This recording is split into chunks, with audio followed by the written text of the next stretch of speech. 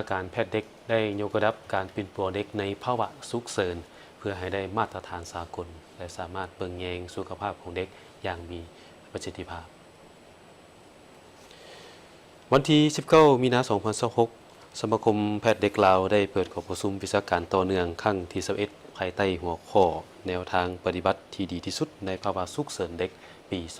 2026โดยมีดร.เวียงสาวคอนหลวงประดิษฐ์รองหัวหน้ากรมปิ่นปัวและฟื้นฟูหน้าที่การกระทรวงสาธารณสุขดร.คำเป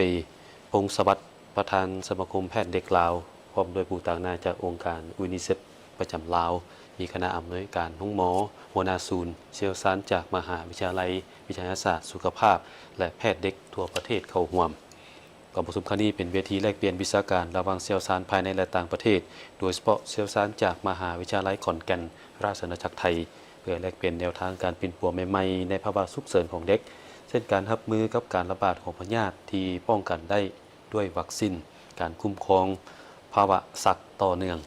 และภาวะฉุกเฉินทางระบบหายใจการเป็นปัวภาวะช็อกในเด็กเกิดใหม่และพยาธิหัวใจการจัดการภาวะฉุกเฉินทางด้านเลือดมะเร็งและไข้หลังในเด็กดร.เวียงสาวคอนหลวงประดิษฐ์ได้เน้นหนักถึงความสำคัญของการยกระดับ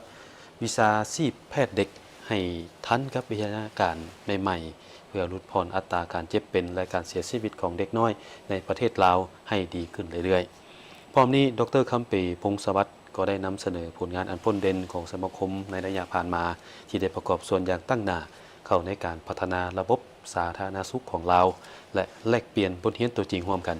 อันจะเป็นการสร้างเครือข่ายครอบครัวแพทย์เด็กให้มีความเข้มแข็งในการช่วยเหลือชีวิตเด็กน้อยลาวในอนาคต